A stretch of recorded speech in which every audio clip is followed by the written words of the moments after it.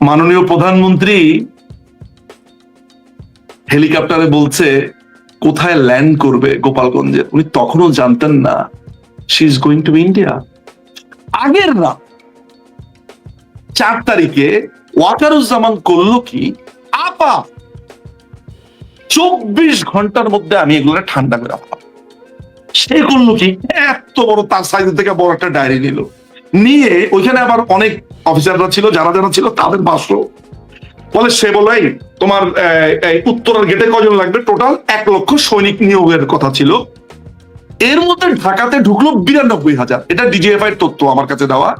92,000 সিম ঢুকেছে ঢাকায় ওই ওই ওই ওই রাতে, ওই একদিন দুদিনের জায়গাতে। উত্তরাতে 25,000 সৈন্য যাবে, যাত্রাবাড়িতে 25,000, গাবতলীতে 25,000, এইভাবে বিভিন্ন গেটে করলো। এর মধ্যে একটা বড় ব্লাফ আমাদেরকে দেওয়া হয়েছে যে সেনাবাহিনীকে আসতে হবে। এইটা আমি এখন বলবো না, জানি কিন্তু বলবো যে সেনাবাহিনী কোত্থেকে আসলো, ওয়াই আওয়ামী লীগ নিড সেনাবাহিনী। অনেক আমলারা আছে, অনেক এই প্রশাসন, আরটা তো মাথায় রাখবেন, সরকার এই অবস্থাটা হয়েছে 1 জুলাইতেই। আসলে মাননীয় প্রধানমন্ত্রীকে এলিয়েনেটেড করে ফেলা হয়েছে। টার্গেটটা ছিল এমন যে ওনাকে একটা প্যানিক দিবে যে শেষ শেষ আবার শেষ শেষ সব চলে আসতেছে আপনাকে মারার জন্য, আপনি উঠা নিয়ে যান। মাথায় রাখবেন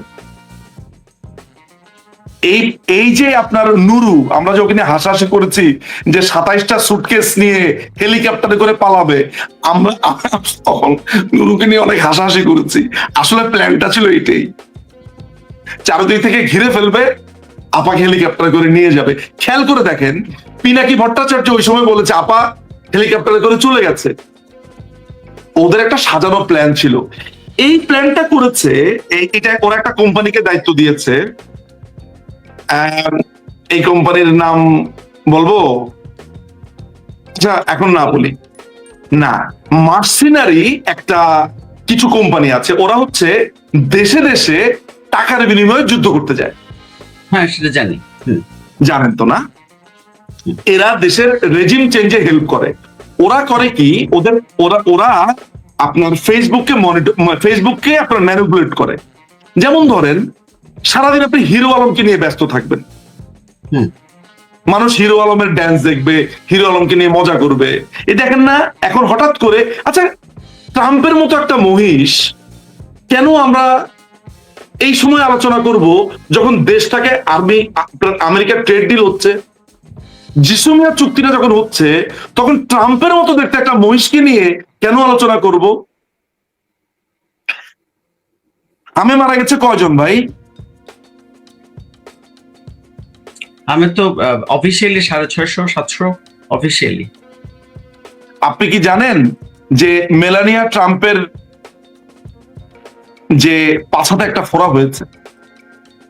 এখন এই কথাটা শুনলে আপনার কাছে বলবেন এটা আবার আপনি কি বলতেছেন। বাঙালি ওই মেলানিয়া ট্রাম্পের পাছায় ফোড়া হয়েছে এইটা নিয়েই আলোচনা করবে। মজা করে বললাম বটে, একটু অশ্লীল শোনালো বটে, একটু অশ্লীল শোনালো, আমি আমার দর্শকদের কাছে ক্ষমা চেয়ে নিচ্ছি, জাস্ট একটু ডেমো দেওয়ার জন্য। বাঙালি এমন, ওই হামে 500 মারা গেছে ওইটা তার কাছে গুরুত্বপূর্ণ না। একটা মহিষের মানে তার ব্রিডিং হচ্ছে, তার মানে কেমন জানি চুল, ব্রাউন চুল, ওইটা হচ্ছে পাবলিক দেখতে যায়।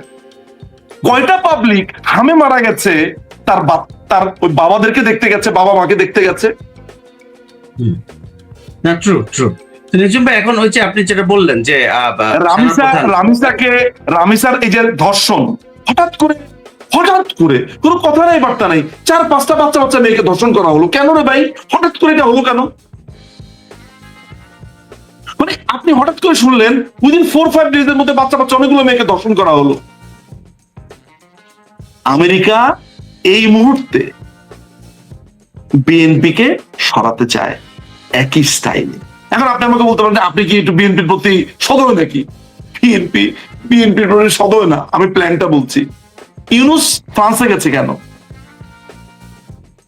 ইউনুস পাগল হয়ে গেছে প্রেসিডেন্ট হওয়ার জন্য, পাগল। এইটা নিয়ে ভয়ঙ্কর আলাপ চলছে, ও প্রেসিডেন্ট হতে চায়। এই হলো এই পুরো ষড়যন্ত্র, আর্মিকে নামা দিল। আমি আপনাকে একটা স্টোরি বলি, স্টোরিটা হচ্ছে এমন, ওয়াকারের রুমে বসে আছে একজন লেফটেন্যান্ট জেনারেল, 5 তারিখের কথা বলি, সকালবেলায়। লেফটেন্যান্ট জেনারেল একেবারে আপার মানে আমাদের মাননীয় প্রধানমন্ত্রীর খুবই অনুগত। সে ওয়াকারের আশেপাশে ঘোরাঘুরি করছে, কারণ তার শুরু থেকেই জানে এই বেটা একটা বিট্টে করবে। তো সে তাকে পাহারা দিচ্ছে, যদি গ্যাঞ্জাম করে একে গ্রেফতার করে ফেলবে টাস করে। উনি রেডি মোটামুটি তার একটা ছোটখাটো দলবল নিয়ে। ব্রিগেডিয়ার রফিক নামে, ব্রিগেডিয়ার রফিকই তো না, উত্তরাতে যেটা ছিল, হ্যাঁ উত্তরাতে, এই ব্রিগেডিয়ার রফিক ওয়াকারকে দিল ফোন, সরি ওই লেফটেন্যান্ট জেনারেলকে ফোন দিল, দিয়ে বলল যে স্যার আমি তো লোকজন অনেক আসছে, এরা তো যে নিকুঞ্জতে যাইতে চায়, স্যার আমি কি এদেরকে ছেড়ে দিব কিনা, আমি দুটার একটা বাঁচাইতে পারবো, এয়ারপোর্ট তা না হলে রাস্তা, আমি তো এত মানুষকে। তখন ওই লেফটেন্যান্ট জেনারেল বলল, তুমি সৈনিক হইছো, তুমি মৃত্যুর ভয় করো কেন, মারা গেলে মারা যাবা, আমি তোমার আরো 10টায় বেশি পাঠাচ্ছি। তো ও তখন জানতো না যে উনি ওয়াকারের পাশেই বসে আছে। সে তখন এই ফোনটা রেখে ওয়াকারকে ফোন দিল, আবার ওয়াকারকে ফোন দিয়ে বললো যে স্যার এরকম এরকম ঘটনা। ওয়াকার বললো যে তুমি এয়ারপোর্ট বাঁচাও, ওদেরকে ছেড়ে দাও। তখন ওই লেফটেন্যান্ট জেনারেল ওয়াকারকে বলল যে স্যার এটা আপনি কি করলেন, আপনি কেন ছেড়ে দিলেন?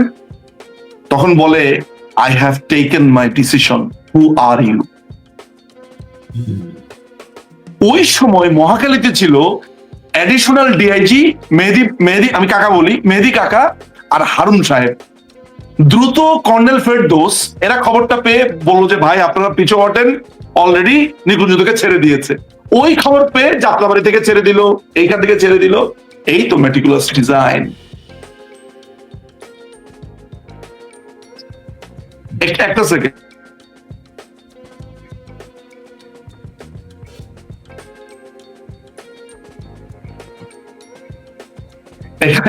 এখানে আসলে আমার সামনে যারা আছে এরা বলতে গেলে আপনি আরো জানতেন, এরা সব সামরিক বাহিনীর অনেক, মানে সামরিক বাহিনীর প্রায় 5 জন অফিসার আমার সামনে বসা, আমার কথা শুনছে। তারা তারা সব শুনছে। এবং আমি আসলে বললাম তো 5 থেকে 7% আপনাকে বলতে পারিনি, আরো আছে।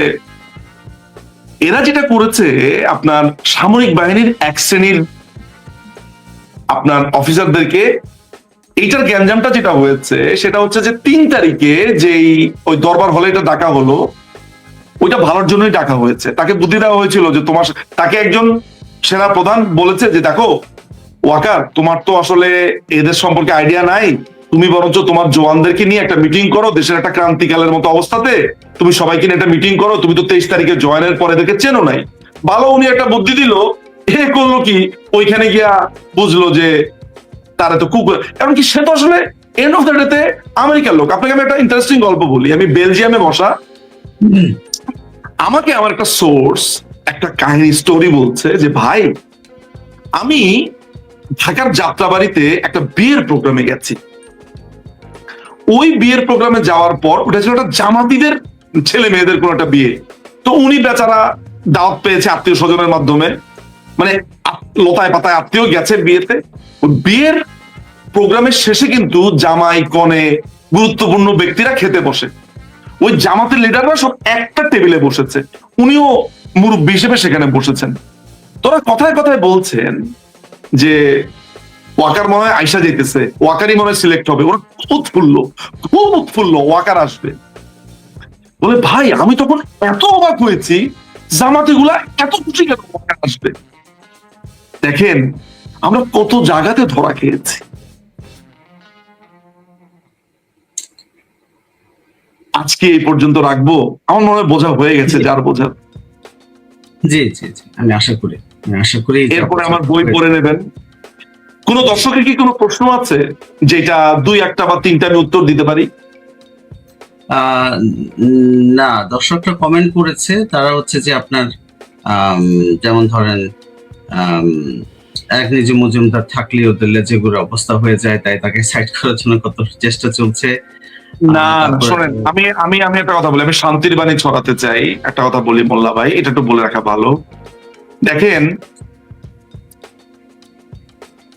আমার সাথে ব্যক্তিগতভাবে প্রবলেম আপনার হতে পারে, তাই বলে আমি আপনাকে জামাত শিবির ডাকবো না, বুঝবেন কিন্তু কথাটা। যাদের যাদের নাম আমি নাম উল্লেখ করবো না, তারাও এই দলটার জন্য কাজ করছে। আমি এই দলের কোটি লক্ষ সমর্থকের একটা ক্ষুদ্র অর্থহীন কণা মাত্র। আমার সাথে ব্যক্তিগত প্রবলেম হয়েছে বটে, আমি তো আওয়ামী লীগের অপরিহার্য কেউ না ভাই। আমরা এই যুদ্ধ আমি করব না, আমি এই যুদ্ধ চাই না। আমি 18 বছর ধরে বুলির শিকার হয়েছি, তাই আমি একটা প্রতি উত্তর দিয়েছি। আমার এই প্রতি উত্তর প্রথম এবং শেষ, বুদ্ধিমানরা বুঝে নেবে। আমাকে নিয়ে কত প্ল্যান ইতিমধ্যে হয়ে গেছে, আমাকে হানি ট্র্যাপে ট্রাই করা হচ্ছে, আমাকে নিয়ে আরো নতুন 2টা স্টোরি আসবে, আমি সব জানি কি কি করা হচ্ছে। আমাকে আওয়ামী লীগের পেজে আমি যাতে আর কোনোদিন লাইভ না করতে পারি সেটার ব্যবস্থা করা হয়েছে। মাননীয় প্রধানমন্ত্রীর কাছে আমার নামে জানেন, আমার নামে ভিডিও বানানো হয়েছে। ভাই বিশ্বাস করেন, এত সুন্দর ভিডিও বানিয়েছে, আমি মুগ্ধ। আমাকে নিয়ে, আমার বিরুদ্ধে। ভাই আমার না এত ভালো লেগেছে ভিডিওটা, হতে পারে এটা আমাকে নিয়ে করেছে। আমি খালি আফসোস করলাম কি নিয়ে জানেন, এত সুন্দর ভিডিও যদি একটু জামাতিদের বিরুদ্ধে করতো আমার পাশাপাশি। আমি ফ্রিডম পার্টির জামাই হিসেবে মাথা পেতে নিতে রাজি আছি। আমি অনেক খারাপ আওয়ামী লীগার মাথা পেতে নিতে রাজি আছি। আমি গুন্ডা, আমি মোস্তাক, আমি সব। কিন্তু প্লিজ নেত্রীকে বাঁচান, দলকে বাঁচান। আমি ভাই আপনার একটা প্রশ্ন আসছে যে আওয়ামী লীগের বর্তমান অবস্থা কি, রাজনীতি অগ্রযাত্রা কতটুকু? একজন এই যে প্রশ্নটা করেছেন, স্ক্রিনে দেখতে পাবেন। আজকে এই আলাপটা করবো না, আমি অনেক টায়ার্ড হয়ে গেছে, আমার অনেক খিদা লেগেছে। আমি আজকে এখন ভাত খাবো। শেষ দুটো প্রশ্ন।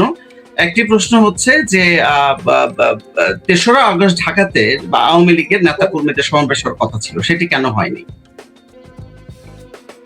এইটা অনেক গুরুত্বপূর্ণ একটা ব্যাপার। একটা জিনিস খেয়াল করেন যে 28শে অক্টোবর যখন বিএনপি মহাসমাবেশের ডাক দিল, আচ্ছা আপনারা কি এটা খেয়াল করেছেন? কারণ আমি ওইটাতে ছিলাম, বিএনপি রংপুরে সমাবেশে ছিল, আমি কিন্তু ওই পাল্টা আওয়ামী লীগের সমাবেশে আমিও ছিলাম। মানে আমি কিন্তু ওগুলো কাভার করতে করতে আমি কিন্তু ইলেকশনের পুরো 1 বছর 2 বছর, মানে ইলেকশনের লাস্ট 2 ইয়ার্স আমি সারা বাংলাদেশ ঘুরে ঘুরে কাজ করেছি। আমরা বেশ কিছু কাজ করেছি, জরিপের কাজ, ভিডিওর কাজ, এগুলা। তখন কিন্তু যেটা হয়েছে, বিএনপি কোথাও সমাবেশ করছে, আমরা তার পাশে গিয়ে সমাবেশ করছি। অর্থাৎ বিএনপিকে আমরা বসতে দিচ্ছি না, জামাতকে বসতে দিচ্ছি না। তাহলে একই কাজ আমরা জুলাইতে কেন করলাম না? এর কারণ হলো এমন একটা পরিস্থিতি তৈরি করা হয়েছে যে আওয়ামী লীগের প্রতি একটা চরম ঘৃণা তৈরি করা হয়েছে, বাধ্যকম যে না, এই সময়টাতে একটা খুনাখুনি রক্তারক্তি হতে পারে, প্রশাসন কাজ করুক। এটা অনেকে বুদ্ধি দিয়েছে, সবার কথা বলবো, নট নাও, নট টুডে। তাহলে আমার বই কি পড়বেন আপনারা? না, সেটা ট্রু। আর সর্বশেষ প্রশ্ন সেটা হচ্ছে যে বাংলাদেশের গোয়েন্দা সংস্থাগুলিকে তাহলে ব্যর্থ? গোয়েন্দা সংস্থা 12 জুন 2024-এ 4 পাতার যেই রিপোর্টটা আমার কাছে এই মোবাইলে আছে, আপনারা নাম বললেই চিনবেন, তিনি নিজের হাতে সেই রিপোর্ট লিখেছেন। এক্স্যাক্টলি বলেছেন কি হবে, কবে, not July, not August. 5 June কোটার রায় দিয়েছে, 12 জুন তিনি রিপোর্ট দিয়েছেন। তিনি 6 জন মানুষকে সেই রিপোর্টটি পাঠিয়েছেন। আমি প্রশ্ন তুলব, আমার বইয়ে ওই 6 জন কি করেছে? মাননীয় প্রধানমন্ত্রীর কাছে কি তারা সঠিক ব্রিফ করেছেন? যদি করে থাকেন তাহলে কি হলো, এই প্রশ্ন আমি করতে হবে। আচ্ছা, তারও 1 বছর আগে ওই একই কর্মকর্তা পুরোপুরি ছবি এঁকে দেখিয়ে দিয়েছেন 1 বছর পরে কি হবে, কিভাবে হোসেন জিল্লুর ইউনূসকে আনার চেষ্টা করা হচ্ছে। আমি দেখেন, আপনারা ঘুরে ফিরে মাননীয় প্রধানমন্ত্রী করলেন, মাননীয় প্রধানমন্ত্রী এককভাবে কাজটা করেন না।